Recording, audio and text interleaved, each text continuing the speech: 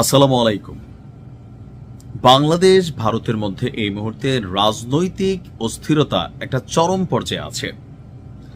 অতীতে ভারত একচেটিয়া বাংলাদেশ নিয়ে নানান বক্তব্য দিত, যেমন ধরেন চট্টগ্রামটা তাদের, সিলেটের বিভিন্ন অঞ্চল তাদের, এছাড়াও বাংলাদেশের বিভিন্ন সীমান্তবর্তী যেই এলাকাগুলো আছে ভারত দাবি করত যে 1-2-তে এগুলো তারা দখল করে ফেলবে, এমনকি বাংলাদেশে ভারতীয় সেনা অনুপ্রবেশ করাবে, এমন বক্তব্য আগে দিত 5ই আগস্টের আগে।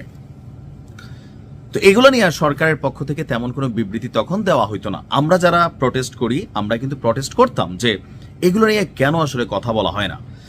কিন্তু 5ই আগস্টের পরবর্তী সময় উল্টো বাংলাদেশকে যে ডায়লগগুলো ভারত দিত, বাংলাদেশের পক্ষ থেকে বিভিন্নভাবে রাজনৈতিক নেতারা, সোশ্যাল মিডিয়াতে আমরা যারা কাজ করি, বিভিন্ন সময় বিভিন্নজন কিন্তু ভারতের 7 সিস্টার্সকে নিয়ে বাংলাদেশে যোগ করার সরকারের পক্ষ থেকে সর্বশেষ মাহফুজ একটা ছবি প্রকাশ করে এটা আবার ডিলিট করে দিয়েছিল, বাট এই বিষয়গুলো আলোচনায় চলে আসছিল।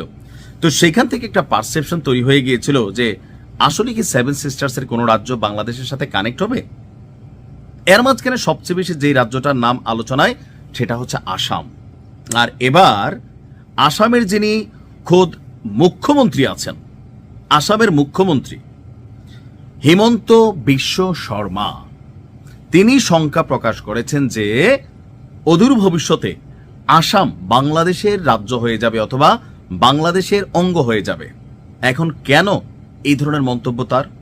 বাংলাদেশ কি কোনো যুদ্ধে লিপ্ত হবে, অথবা বাংলাদেশের ভূমি ব্যবহার করে ভারতকে কি কোনো ধরনের অস্থিরতা বা পায়তারা করার চেষ্টা করা হবে? না, তেমন কিছু না। তিনি ভিন্ন একটা সমীকরণ দেখিয়েছেন।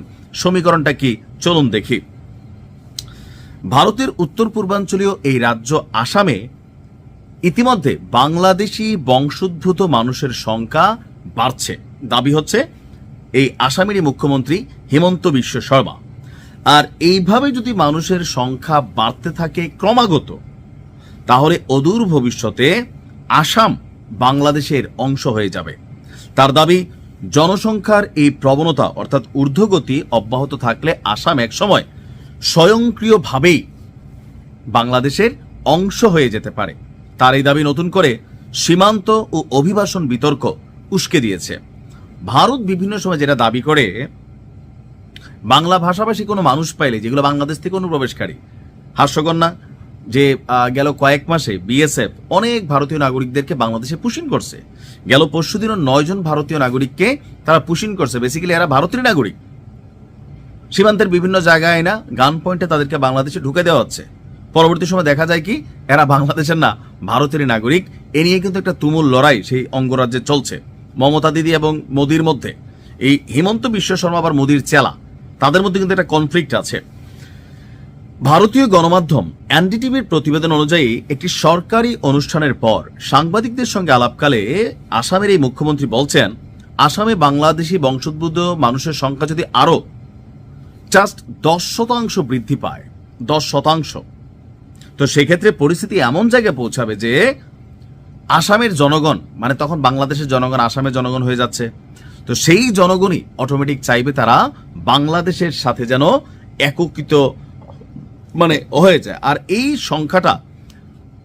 সংখ্যা যেটা তার যে উদ্বেগ, এই সংখ্যা গত 5 বছর ধরে এই প্রবণতা দিয়ে ভারত সরকারকে সতর্কবার্তা দিয়ে আসছে এই আসামের এই নেতা। বাংলাদেশের এক নেতার উত্তর পূর্ব ভারতকে হাসনাতের বক্তব্যকে যেটা দিছিল সেইটা প্রসঙ্গেই বিশ্ব হিমন্ত শর্মা বলছেন, আসামে বর্তমান জনসংখ্যার 40%ই বাংলাদেশি বংশোদ্ভূত। যদি এই সংখ্যা 50% হয়ে যায় তাহলে অটোমেটিক আসাম বাংলাদেশের হয়ে যাবে। আর এই কারণেই চলতি মাসের শুরুতে আপনার ভারতের একটা সমীকরণ ছিল, আসাম রাজ্য আপনারা জানেন বিভিন্ন কারণে অস্থির। তো এই অস্থিরতার ফলে সেখানে নানান ধরনের বিদ্রোহ চলে, বাহিনীগুলোর মধ্যে লড়াই চলে, উপজাতিগুলোর মধ্যে লড়াই চলে। আর ভারত বা আসাম মনে করছে এই লড়াইগুলোতে সাম্প্রতিক সময়ে বাংলাদেশের পক্ষ থেকে বা ভেতর থেকে ইন্ধন যোগানো হচ্ছে,